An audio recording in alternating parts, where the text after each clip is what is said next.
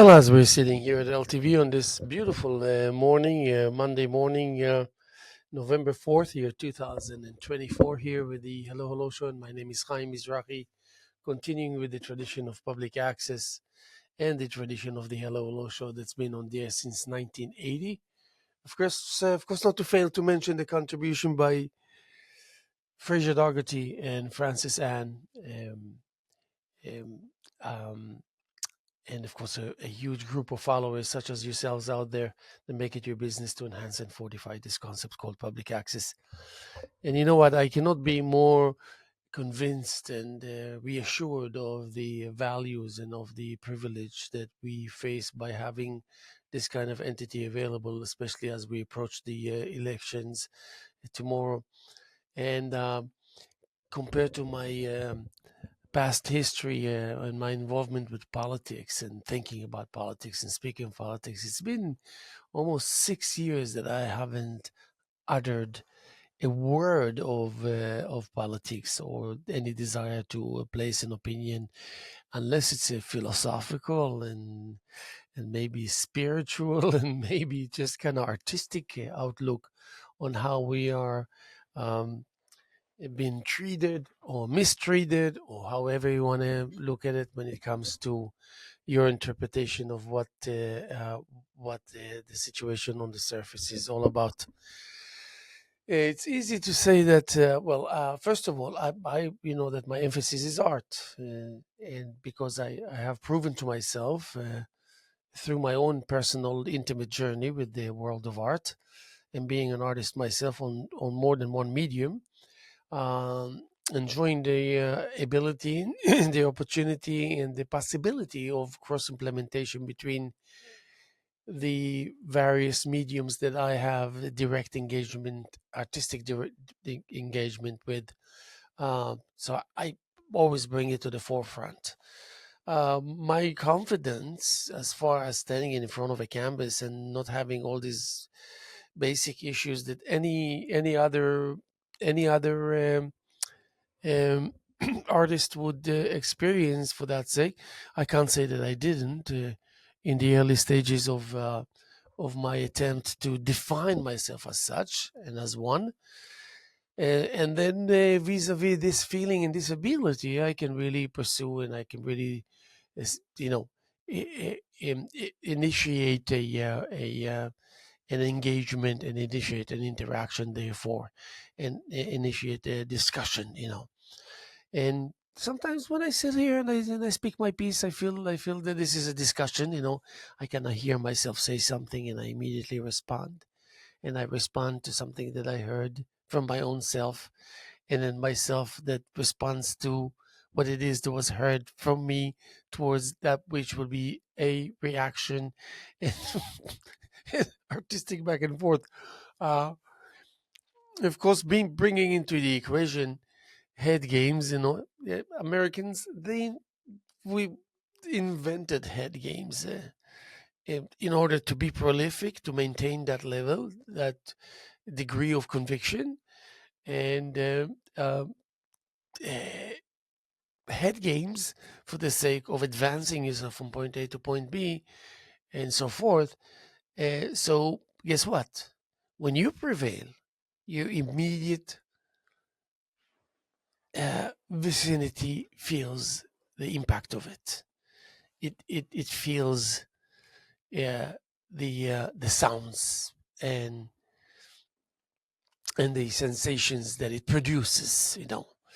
I don't think that any artistic engagement or experiment can go unnoticed. It's just Mother Nature uh, with its own natural nature, not necessarily an acquired additional nature, layers of that to supposedly technically define what it is. But of course, we cannot technically define what Mother Nature stands for or is all about, other than the obvious things, of course. So yeah, well, the elections is around the corner. It's tomorrow. We're just one day ahead. And if you expect for me to say anything about politics, then I won't. Then you're wasting your time. All I can say is that when we inhale into that center that we're not so sure that we own, that we have at our disposal. It's a process of reassuring oneself that the attempt itself already spells the accomplishment, and therefore the success that follows this accomplishment. It's so much of a no brainer to be able to use yourself on the very basic level in order to achieve some incredible, unusual achievements. And usually, these achievements, they don't come with the full orchestra. You don't. It's not been pre-announced. There's no introduction to warn the. Well, I shouldn't say the warn. There's no introduction to announce and to make people aware that it's coming. It's something that takes place constantly, every day, all day long, and and and the trick really is to maintain that straight face through the process. So if it's your uh, 10th layered encounter, then it's something that will be taken just in the same fashion the first step took, with keeping that level of excitement uh, available and accessible, as if it's just the first time. But it's not for the sake of realizing that this is something we must do. This is something that we cannot do without. You want to do it. You're already finding out that you're actually engaged, whether you know it or not. You cannot kind of step into the puddle and declare dryness. It's just doesn't make sense. Um, so uh, the beauty is that you want to keep a straight face, and you want to understand that which causes you to reflect on the behalf of other people's attempts to show you a painting, to recite a poem, to uh, play a musical instrument, and to announce to you that he or she are devoted. You know how many people around the world that devote themselves to the process of art, to the creation of art, without having any aspiration or any guarantee that they will prevail or earn a living, and even more so become famous. I would say 90% of them have the only aspirations they have is the understanding of the value of their engagement and how it's inevitably contributing. Um, Millions of them spread all over the place. Millions of them are closet painters and closet artists that feel very good. They don't feel disabled because they decide to keep to themselves and to do the things that they know that's going to matter, even without the declaration that it's actually taking place. I can't say that I'm one of them because I'm in the business. Well, I'm use the word business not because it spells income, because if you want to talk about my income, it's nothing to write home about. Just like so many other artists and those who paint houses, and those that are plumbers and electricians. Um, it's more like I'm in the business of making things happen, so you can come and say, "Wow, look at this! This is marvelous. This is interesting. This is beautiful."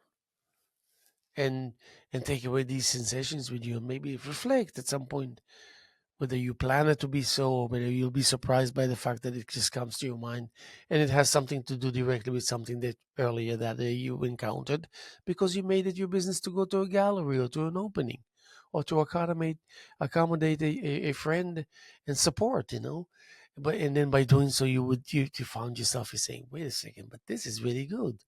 Let's put everything put aside. This is really good." I remember myself making it my business, making a point to go and attend to an opening of someone that I knew that no matter what kind of art I'm going to be encountering, one thing I know for sure: this individual worked hard, borderline slaved to get to that point where he would say, "Okay, I feel comfortable enough to invite you," and then you come and you see 2, 3 dozen uh, paintings, and and you're intrigued by the volume, you're intrigued by the deposit, you're intrigued by the accumulation, and then you go there, and then you understand so many things that you already understand, but this emphasis of understanding even further and deeper is very rewarding. And and then you have the chance to examine what is the demeanor of the other, and how much is familiar to you, and which you usually without any exception, a lot in the 90s. Familiar, similar, you've been there, more or less, but you've been there, and it makes you happy. Now you feel like when you examine that, it's a privilege because you can be getting closer to yourself. You kind of by saying it's something that I always wondered about others that observed my paintings or listened to my music or heard my poetry and all this. If you come to me and say that that sailing boat that sails to such distances, that must connect with the heritage of your forefathers, and therefore you wonder about destiny and the nature of destiny and the character of destiny, I will be very intriguingly willing and probably already within that kind of level of engagement and willingness to roll with the punches, creatively speaking, with you all day long. And then thank you, and at the end of the journey, and ensure you that my support is non-wavering. And this description that I just offered to you happens by the millions every day. People attend to events, exhibitions, and gatherings, and concerts, and theater, and people worked hard and prepared and rehearsed and practiced. And if I tell you, no, I'm not the greatest drummer in the world, but I know something about drumming, about discipline, about heritage, about tradition, about theory, and I don't have to be the best drummer in the world, but I can tell you certain things that if you would know how many times and how much time I put into working on my single stroke roll and double stroke roll, forget about triola and paradiddle. If you would know how many times I recited to myself the parade parade parade parade the parade para parade para parade parade parade para para parade parade parade parade hours and hours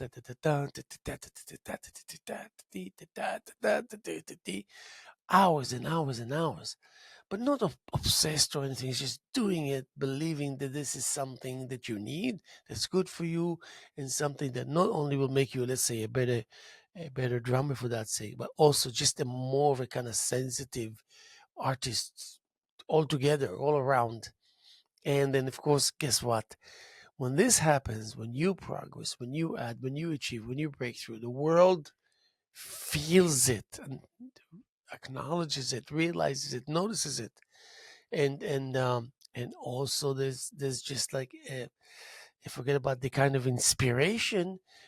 I had people that come to me and say, you know what, there was an interview that I heard you conducting on the air and all this, and you know what, it made me feel like I think it's time for me to start reintroducing myself to painting because I'm a painter or I'm a writer or whatever, and I think I'm going to do that.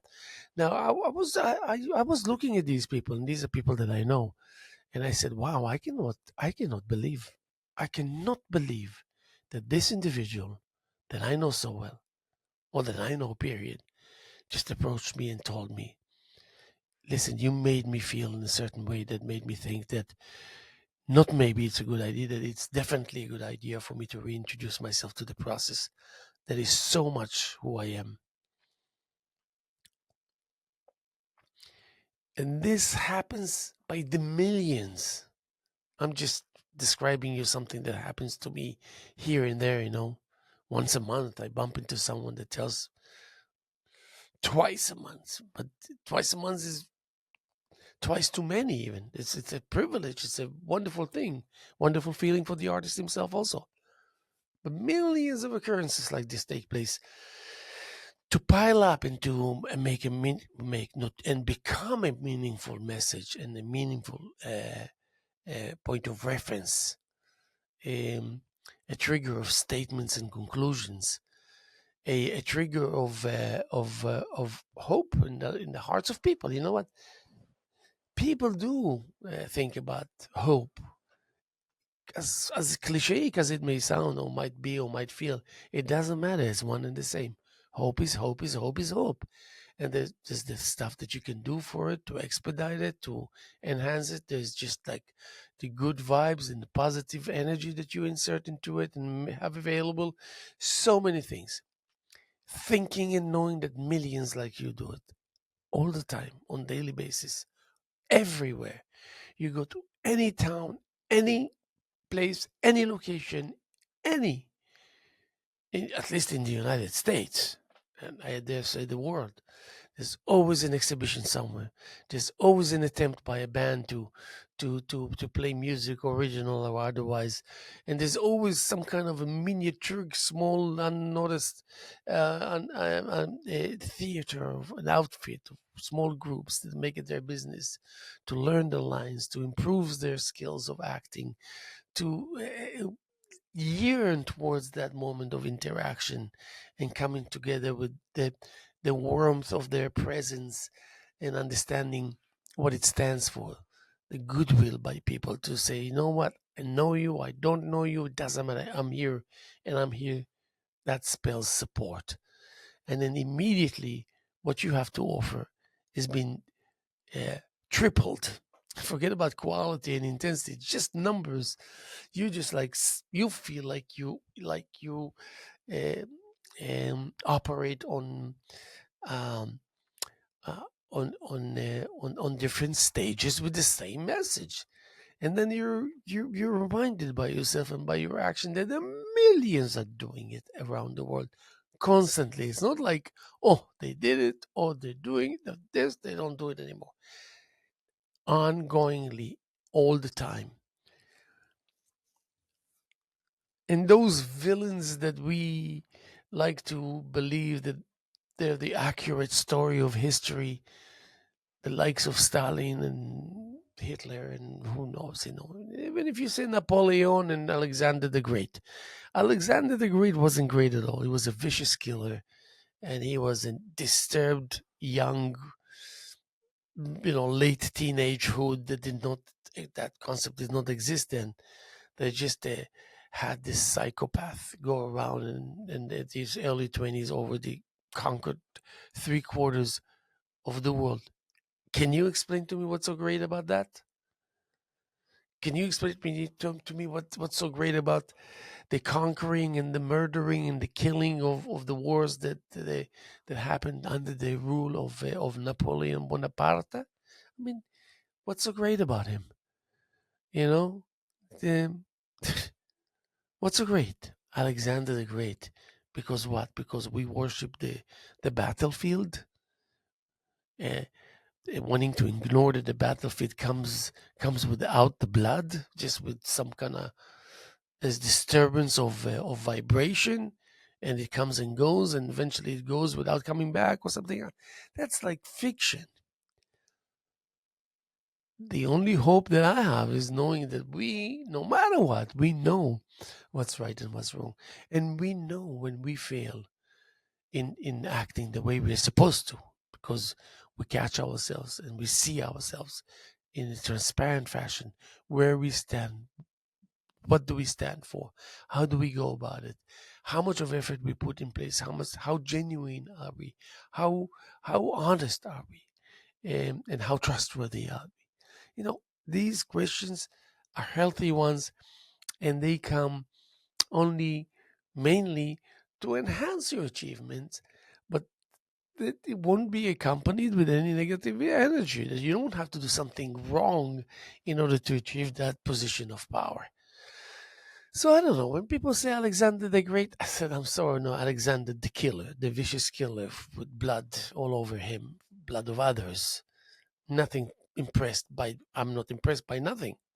If it was up to me, I would brush him away. And if I was to live in his era and time, and I would be the judge, I would send him to jail behind bars until the end of times. So this magnificent vicious killer will become a nobody rotting in jail somewhere. But the equation of art, that even though a lot of people understand that once you engage in that process, it starts picking up steam on its own behalf. So that means a lot of things suddenly have a way of finding a way to operate without any initiation or ignition or on and off button. So for that sake, it's just kind of uh, the initial push, steam, acceleration caused it to just keep on going forever. The question is how fast or how powerful do you want it to be in that message of motion forward, nonstop, unconditionally. So your task is really becoming easy. You just have to kind of accelerate, or the other way around.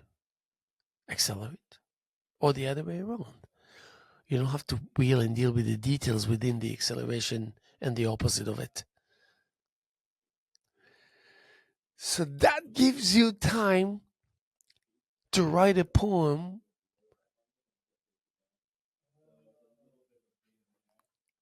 and it so happens that you never ever wrote a poem in your life, really.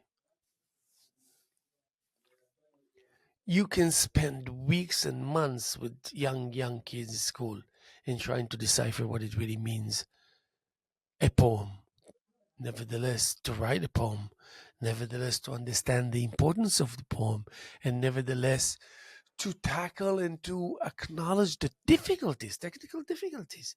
What does it mean? What does it mean? So, and then and then arriving all together eventually with the full, complete understanding of the kids themselves, that you're learning more and more to give them respect and to value their opinion and their contribution. You understand that it's the attitude, the attitude. What was your attitude when you approached this situation with almost zero ability for resolution or solution? You didn't have that level of conviction or surety that you can contribute a little bit, but you never thought you would be the one who's going to resolve it, because you were the one who was able to resolve it. You were the one who had the wherewithal to make it happen. Such, no, that wasn't the story.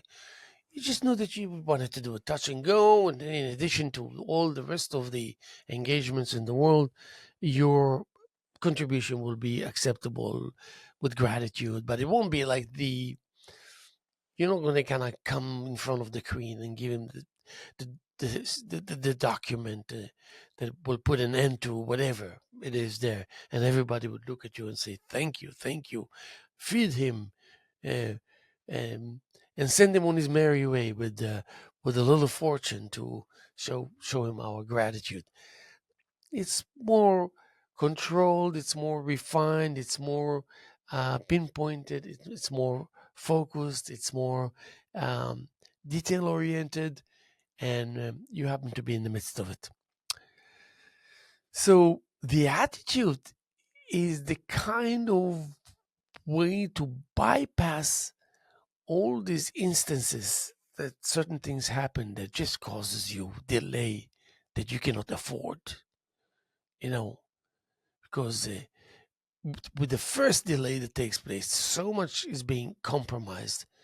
Whether you know or not doesn't matter. And you need to know that whether you know or not, it happens no matter what. When you know that, that's already an achievement on your behalf, because you don't have to waste and spend energy thinking that you can fix the world, because you cannot fix the world.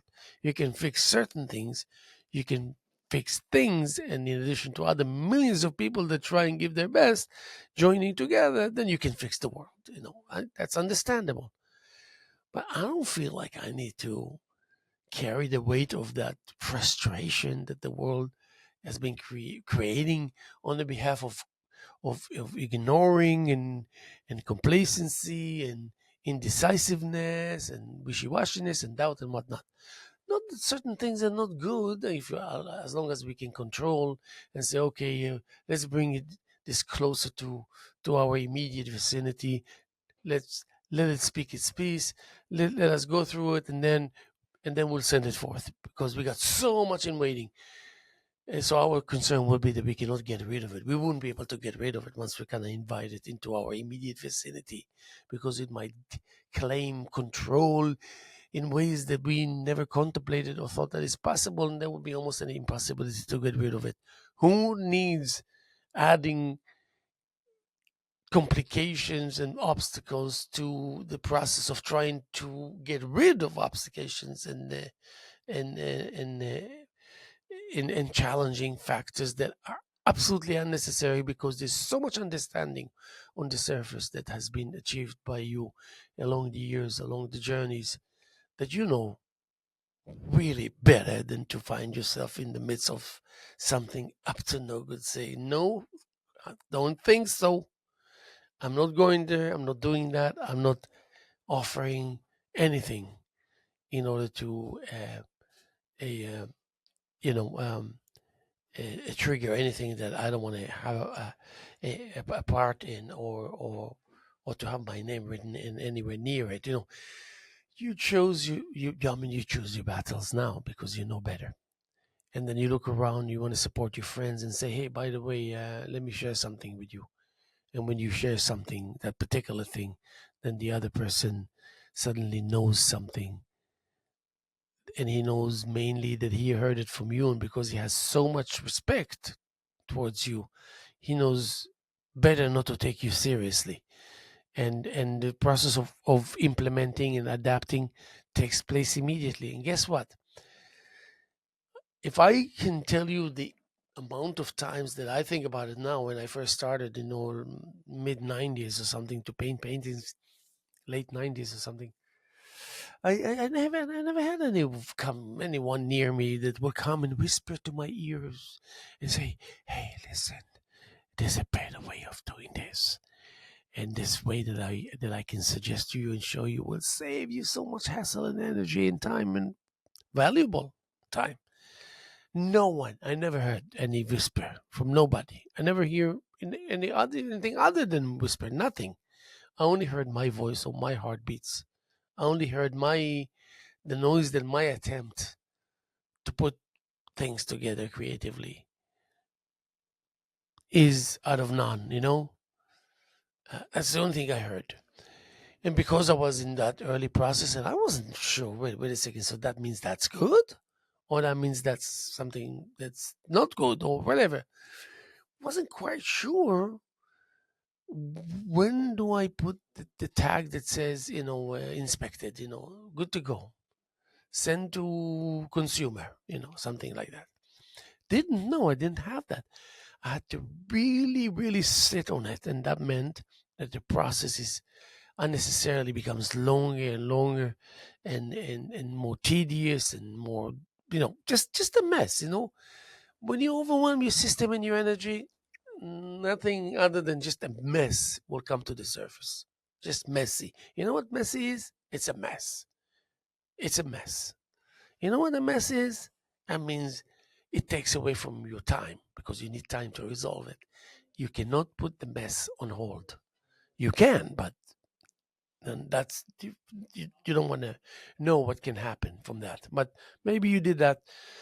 You tasted your own doings and the kind of self-inflicted the difficulties and complications, and he said, "Wait, let me remind myself that I reminded myself that I'm not going to go through it again." And because you happen to be in the business of being a technician, and then the adding, the subtracting, the multiplying, you know that the 2 times 2 does not equal 2. 2 times 2 does not equal 2. And 2 divided by 2 is not equal 4. It doesn't. Now, it could be for your own sake, if you want to make a point, if whatever, it's a part of a whole scheme, and you're an artist and you're a painter and you're both, and people don't know. They don't know how it's going to come together with that which you have ready for the mass, for the observers, for the spectators, the potential at least. And so they give you the benefit of the doubt because they know once they start doubting you, boom, then they realize why you're doing what you're doing, and then they feel ridiculous and they feel stupid, and they don't want to feel like that because they're equal to you. They're equal to you, and rightfully so. They're equally to you because they have the same desire, the same going about that process that guarantees the results that you have in mind, and the same kind of aspirations you have that you will get the result or whatever it is that you're going to get out of your own investment of time and goodwill in place. Yeah, you don't want to just do that and end up saying that only at the end, oh shoot, what did I do? No, you feel, you realize as you go along whether it's good or otherwise, because it's so immediate, that kind of a reflection of or the results of that reflection and interaction that on the behalf of your engagement come to life, gives the display of as you go along kind of growth and whatever and branching out. It doesn't leave you hanging or guessing, and you can make decisions on seconds basis. And guess what? Millions like yourself do that too. And millions like yourself triumph as much as you do or don't, but you most likely, more often than not, do triumph and succeed. So yes, millions of them every day. So when I read whatever, when I go get my coffee in the deli, it's the only time I kind of speak on the tape, the paper, and I know that I'm going to see something awful anyway. But I said, oh, God forgive me, I'm a part of this world. I want to just take a look at the cover story just for a second because I'm waiting to pay for my coffee. And there's always, yeah, well, there's always someone else's blood on someone's hands, and atrocities and awful stories of kids being killed and this being that and drugs and whatnot and robberies and just awful things. And I can understand if you were to even just be just read the paper every day. You don't have to be someone who's soaked with politics and therefore being exposed to the fact that the world is really not such a holier than thou, clean cut world to live in, Complicated world, demanding, harsh. But if I was to tell you that if you were to start to look for all these positive things and things that really happen on the surface, it's not just like things that you have to make up. You don't make it up because you don't need to. There are millions and millions and millions and millions of individuals across the world that, for reason obvious, known to them or not, it doesn't matter. For the purpose of profit or success or otherwise, it doesn't matter. There's just that kind of willingness to engage, and that engagement is known to you by the nature of how it makes you feel, and by the nature of you knowing how beneficial it's going to be to the world. You got millions of them. You think you have time to decipher each one of them? Do you think you have time to decipher even a dozen of them? Forget about millions. But knowing that it's there, to the extent that it is, something that it will always help you survive. That survival mode will be pretty accomplished, and you'll see the results. The result is that you're still around, alive and breathing. So much blood on so many hands across the nation and the world, which might be the truth. But what about the goodness that flows and floats everywhere? What about just people's smiles smeared all over the place? Gesture of generosities, charities, goodwill in place to make people happy. Those that are depressed, those that are going through certain things that they just don't know what it takes to get out of it. It's not like they don't want to do something for themselves. People just don't know. They don't know how to find themselves snapping out of themselves in order to be able to observe themselves. And because they're so willing to do something about it immediately once they understand what it's all about, they need you to say, bother not. Grab them by their shoulders and just kind of wank them just a little bit, and then they're across that barrier and obstacle that for years they were stuck there and they just couldn't. They not because they didn't try, it's because they really tried way too many times already, only to find out that they're just getting nowhere. They can't get over that hurdle, and then you just wank them in 2 seconds, and there you said nothing, you said left, you just did that and left, and now the world is triumphing for real. You know how many people make it their business to hug people, to reassure people in their own ways, to the fullest extent of their capabilities, to make others happy and feeling safe because they know you're there. Because for them, knowing that they know you're there means that you're really available and accessible. You know how that makes someone who needs they have to depends on people to a certain degree for their livelihood or just existence because because they do. How many gestures of goodwill that people take out of their own in order to make it available to you? And that means making it available to you means that you are helping people to literally survive. If it's emotionally, then it will be spiritually. If it's spiritually, then it will be emotionally and socially. And if it's socially, it will be economically and religiously. It just branches out instantly. I've never seen a column of goodwill and positive gestures on any social media or paper. Never.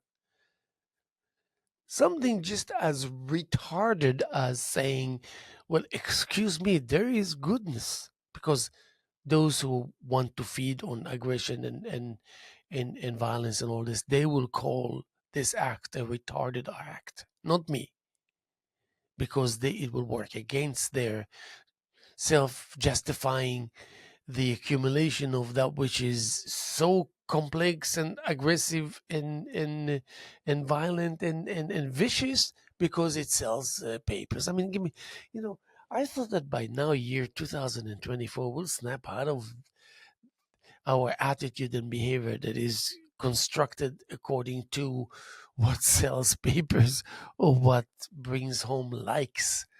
And I don't even understand the nature of likes. Yeah, people say you can make money because you have million followers. Yeah, right. You have million followers, and they're really all going to pay attention to you.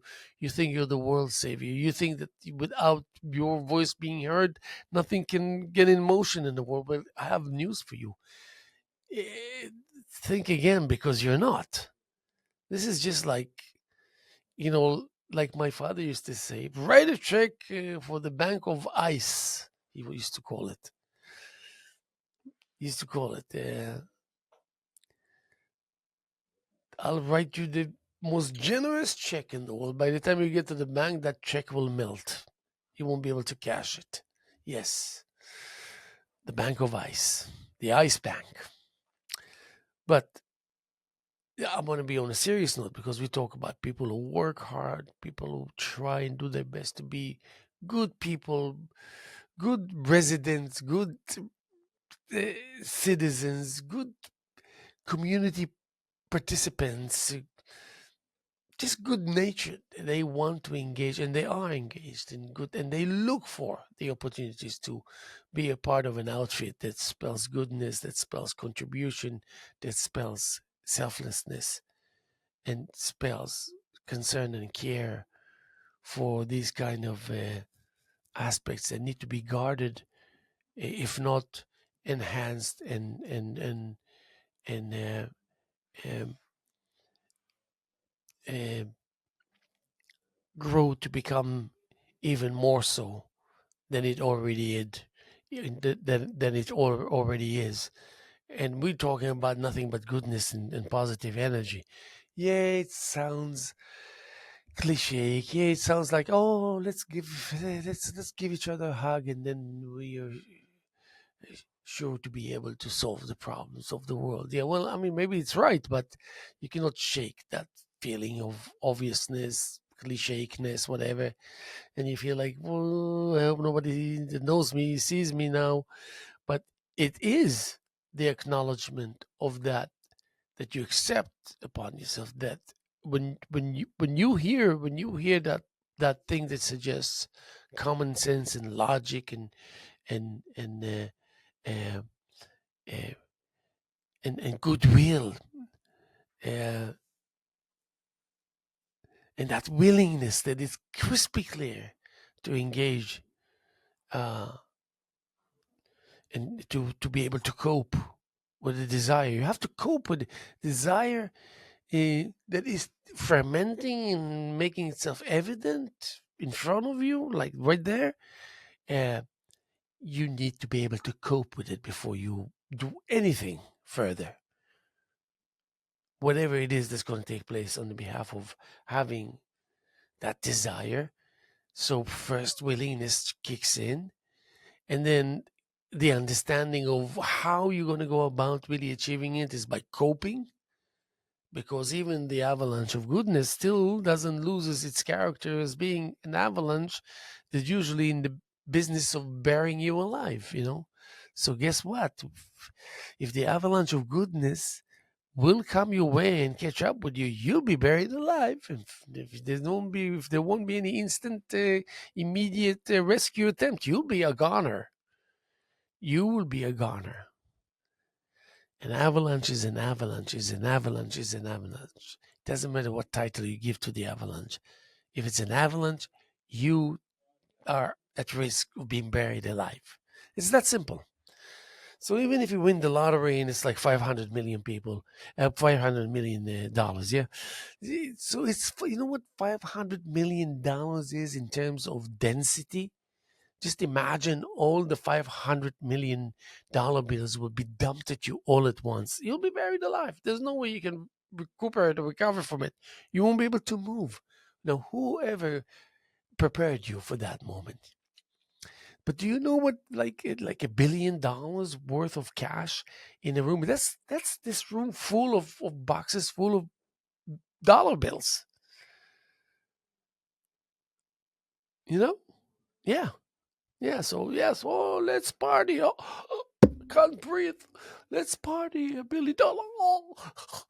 This is what it is. You're buried alive under that which nobody bothered to think that it's important to prepare you. To say, hey, listen, let's talk about the goodness in the world. Forget about wars and killing and bloodshed, whatever. Let's talk about goodness. And he said, what do you want to talk about goodness? It's self explanatory. No, it's not. Let's talk about goodness. You know, you talk about wealth, you talk about means, you talk about power, you talk about whatever, but that which you talk about. Listen, if you have $100 million, it spells power. I want to talk to you about the nature of that. But why would you want to talk to me about the nature of that? Where am I going to ever have $100 million? Well, let's talk about it. You want to talk about that which you don't want to preach people about, because preaching doesn't work, even if people are convinced that what you have to say is brilliantly smart and whatnot, but they don't like to feel the feeling of being preached. But now here you're preaching them because you are approaching them before they will approach you about complaining about the lack of it. You're actually already prematurely, almost preemptively introducing that to them, and then make it their own.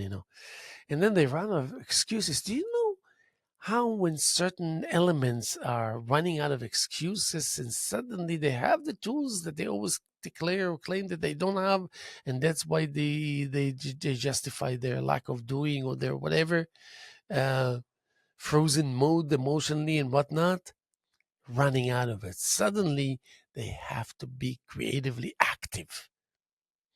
And you know what? Just as much as they were adamant and devoted in claiming their disability, now when they ran out of these excuses, they're actually showing a very level of decency by saying, "Okay, so now we understand." So they're just as adamantly devoted and pinpointed into how it needs to be done right, because obviously they know how to do that too. Lucky for us that the most meaningful groups of people out there that make it their business to say, you know what, we switched sides because we were proven wrong. And guess what? We're going to show the same skills of introducing it and exposing it and sending it forth obsessively around the clock, just as much as we did what we did before when we were convinced that we actually believe something else that we believe now. But now things has changed. But the attitude and the technical ability will be put to use. It won't be like, okay, let's see what they're up to now that they realize this. Maybe they will ignore it. Maybe they will deny it. Maybe they will declare that it's actually bad for you, not good for you. What this is just on and on and on and on. That's why I say when we find ourselves in front of any kind of elections, you just sit tight and you say, wait a second, what is this all about? You know, there's gotta be a better way than punishing people in order to make your point get through to them or not, or get through to them in order for them to understand that they want to have nothing to do with you, or get through to them when they suddenly understand that they agree with everything that you had to say. It doesn't matter, it's one and the same. That level of engagement, that level of disregard, that level of thinking, oh, you think you mean anything to me? No, you're wrong. You couldn't be more wrong. You mean exactly nothing to me. And there's going to be no further discussion about it. And then you feel like you've been cheated because you're gone. But gone. But wait, never been there. Where no traces. So being a part of what I just described a minute ago about being, accomplished and being, realizing that you're surrounded by these feelings and entities and whatnot that are good by nature, positive by nature, predictable and trustworthy. Man, can you ask for more than that? Why and how you arrive to this conclusion is because it's a hands-on experience. Things happen, happened, happened, and will happen, continue to happen, and you know that for a fact. You got to be ready. You cannot just like win the lottery and say, okay, I'm rich, I'm done. Because then you realize that there are 22,000 other things about your life that has nothing to do with money, and money cannot serve as an answer to them.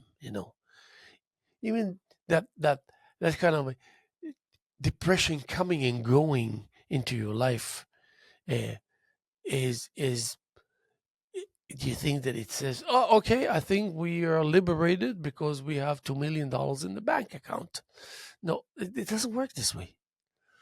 So you won the lottery, fine, deposit the check, and fine, yeah, now you know you can do things, maybe more things than you could before. But there's a lot of things on the agenda that has nothing to do as with being influenced and affected by suddenly having money. And again, we're not going to spend time trying to convince ourselves or to make a point why it is a good feeling to have money or to win the lottery or things of this nature. The ongoing struggle, the ongoing depression, the ongoing description of any mental scenario is still there. And if you be reckless enough to even put it on hold for maybe just a slight bit longer than it should, whoa, oh boy, the imprint that it's going to leave behind is unfixable. So, yeah, as I mentioned about 50 minutes ago, is it? Let me check. How long was it? since I have just started.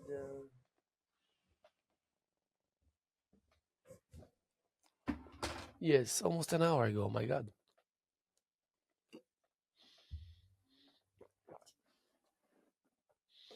So, just as I mentioned about an hour ago, that is uh,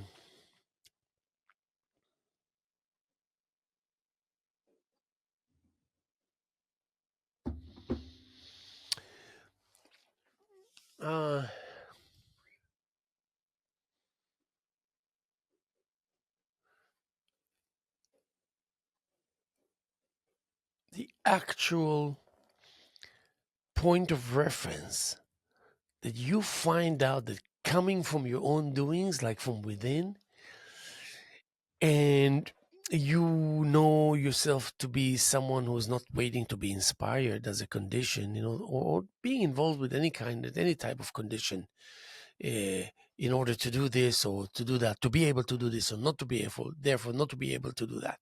It doesn't work this way. You realize that when you achieve these requirements, even though sometimes you can get lucky and someone can come and whisper in your ear and say, I think you should not take that left turn now that you intend to. Maybe you should take the next right. And then you look at this person, you don't even need any explanations because you know that person. And you know that he can be trusted. You have a record with him going on 2 decades, and then you're saying, well, I want if he's saying something like this to me, I should definitely listen to him.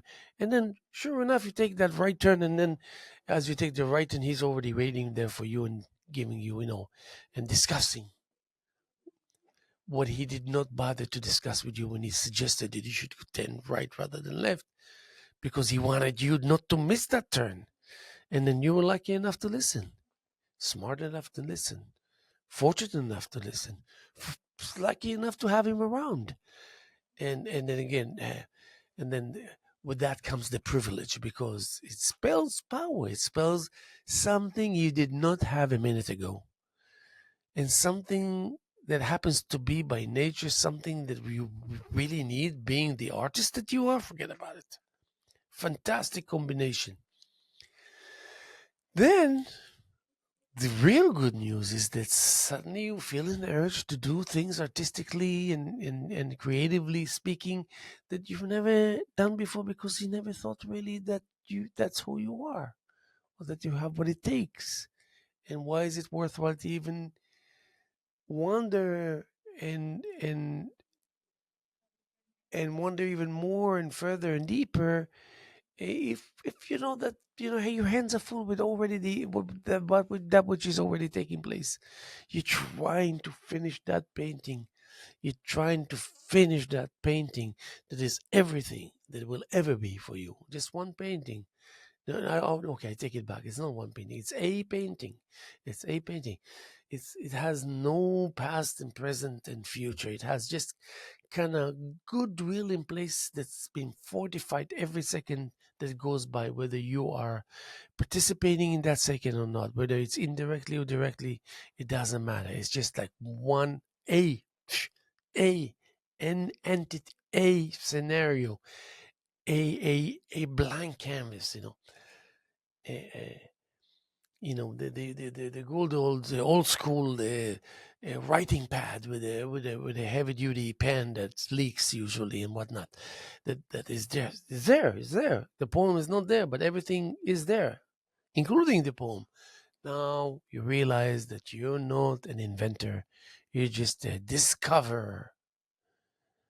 You discover something that happens to be pre-existing, and it was just kind of too much dust on it. So now you realize all you need to do, all the real meaningful aspect of your task in life, is to dust the surface, just like a little kind of very long bristle fine brush that doesn't need any pressure applying, dusting off. So you are the recoverer that will bring onto the surface a discovery. Recovery leads to discovery, and discovery leads to triumphing, And thriving leads to the world is in a better place already due to that. That means millions of individuals. Just imagine millions of individuals, millions of active studios across the world, millions of artists and studios and paintings that's been painted that never even shown their paintings or their art once, ever. Forget about the other millions and millions of those who have some kind of exposure, some kind of introduction with the interaction with the crowd out there, And forget about the millions and millions that are fully devoted, pinpointed and focused individual artists that paint all the time and exhibit their work all the time, vis-a-vis their own effort, other people's efforts, indirect efforts, direct efforts, for profit, non for profit, it doesn't matter. So just imagine, all the way from those who do it just as adamantly and devotedly as those who do it all the time, uh, and between those that are just touch and go. The world is infested by this incredible positive scenario, delicious, uh, um, tasty concept, you can't have enough of. And so, yes, you know what? Yeah, I know that I cannot face my enemy with a paintbrush and a canvas and win in the battlefield. But who says you cannot have a gun to protect yourself? Who says you cannot have what society allows you to have, to be able to say, you know what, I come in peace, I go in peace, but if you come too near, I will probably try to defend myself. I'm not so sure I'll be able to, but it won't be with a brush or a canvas. It will be with a rifle or a gun. But in the same token, that is not what is before, the during, and the after as a um, an additional layer, 1 out of 100, which you cannot like pinpoint whether it's layer 78 or layer 31. That pushes away the aspect of being ready to be able to protect yourself, because it's just a no-brainer. It's like an intruder comes to your house and you find yourself running into the kitchen to grab a knife. You never ever in your life grab the knife in order to stab someone for the right reason or the wrong reason. You've never done it in your life for any reason. Now you find yourself with an intruder at the house, and instinctively you're already standing and holding that knife. You don't even know what to do with the knife, but it's already in your hand. Now, this is something that we can count on, especially those who don't militarize themselves and have a closet full of rifles and guns, but with permits. It doesn't matter. No, we don't talk about permits and all. We're just having that. Your instinct, your instincts will kick in that crucial moment just as much as your instincts will kick in the studio, you being the artist that you are and most probably will always be. And we need that. And anybody tells you that we don't need that, they don't know what they're talking about. In the face of elections, in the face of peace, in the face of war, in the face of poverty, in the face of wealth, in the face of sickness, and in the face of health. We need that. Anybody who tells you otherwise, they don't know what they're talking about. But even if they don't know what they're talking about, don't let it affect you. Continue to do what you're doing. And you know what? I don't even have to tell you that, because I know you're going to do it. Anyway, lucky for us that we have you around, because we can count on you and your behavior and your engagement. And how do we know that we can count on you? Because we always did, and you never failed us. And thank you for that. We're going to be here tomorrow as much as we were here yesterday and as much as we're here this morning, November 4th, year 2024, on a Monday morning. And we're happy to be here to continue with the tradition. And you're going to be happy tomorrow if you want to go and vote, whatever, do whatever you want also. But know that when you go on your merry way, we got your back and we acknowledge your value by way of your contribution is happen to be second to none. Thank you, thank you, thank you, thank you.